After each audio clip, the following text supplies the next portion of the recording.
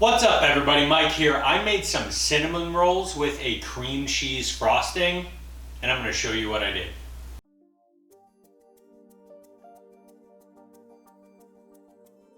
And this is what I'm going to use to make my cinnamon rolls. For the bread component, we have 625-ish grams of all-purpose flour. We have about 110 grams or 1 stick of melted butter, 195 grams of milk, 195 grams of water. Then we have 7 grams of instant yeast and 18 grams of salt. That is your bread component. The filling is a little bit simpler.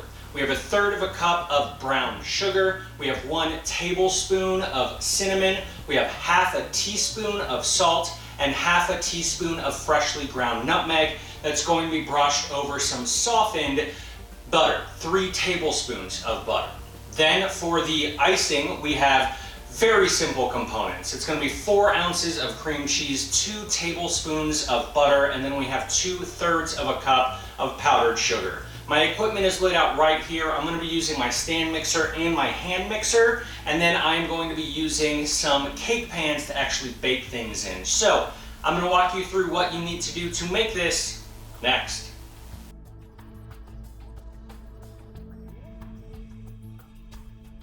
The first thing that you are going to do is get your bread components mixed. I am going to dump everything into the bowl of my stand mixer. And I'm going to get this combining just over a medium heat until everything is a cohesive mess. And then once it is that mess, I'm going to crank the heat up to about a medium high or even a high and just let the gluten develop in this before I pop it into my oven in order to proof on its absolutely lowest proof setting. If you don't have a proof setting on your oven, just find a warm place in your kitchen and leave it to hang out for about an hour or so. My dough has come together. It doesn't tear or instantly shred apart whenever I am pulling on it like this, as you can see. So that's the amount of gluten that I am wanting to incorporate. So this is going into my proofing temperature oven. Again, if you don't have an oven with a proofing setting, go ahead and just leave it in a warm place in your kitchen for about an hour or 2 until it doubles in size. After about an hour of proofing, my dough is about ready to come out and roll out. But before I do that, I want to go ahead and get my spices, that's the cinnamon, nutmeg, salt, and my brown sugar, combined together so that that is ready to go.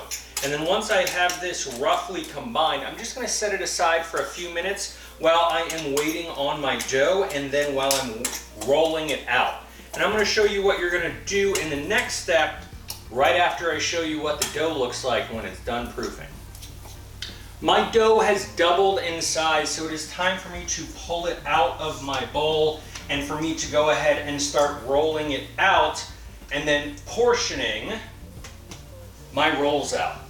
All that I'm going to do as far as rolling this out goes is I want to get this to about 1/4 inch thick, and I want it to be roughly 11 to 12 inches long and about 8 inches wide so that I can roll it up nicely.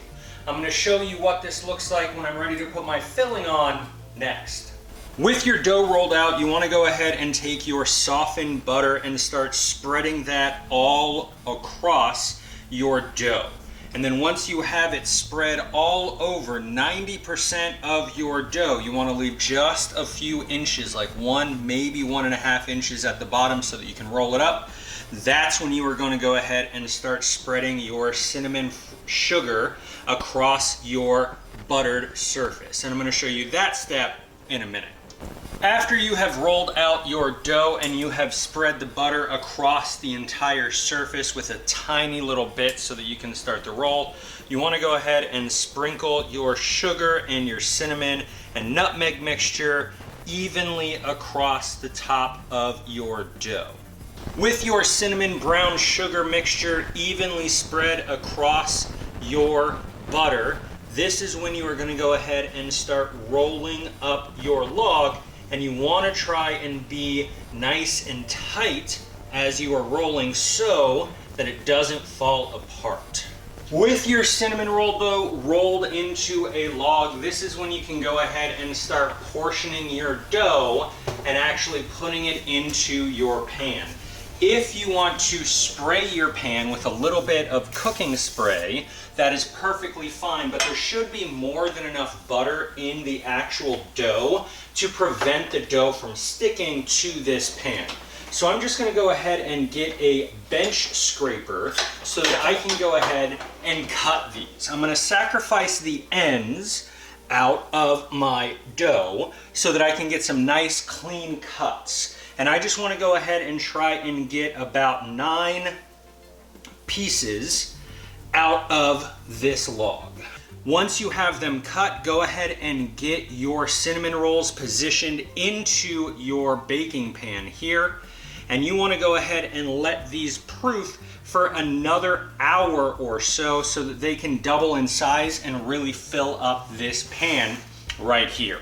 So these are going to go back into my proofing oven for another hour so that they can double in size. I'm going to show you what they look like when I'm finally ready to bake them next. My cinnamon rolls have doubled in size and my oven has preheated to 350 degrees. So now it's time for me to go ahead and bake these. I just want to get them into the center rack and set my timer for 30 minutes. But I'm going to check on them after about 20 or 25 minutes to see that they're not over browning on top. And I'm going to show you what I'm looking for when they are done next. I have just pulled my cinnamon rolls out of the oven and you can see that there's a nice golden brown around the outside and the top is just starting to get golden brown. So I'm going to let this sit for about 5 minutes before I put that icing on top.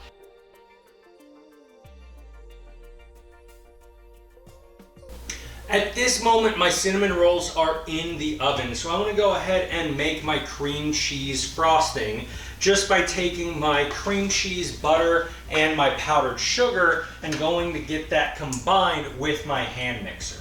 If you want to add some vanilla extract to this, feel free.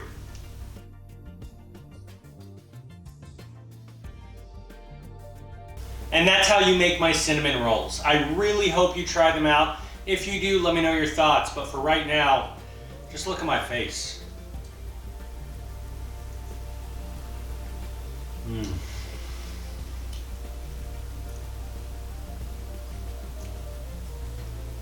That's really good.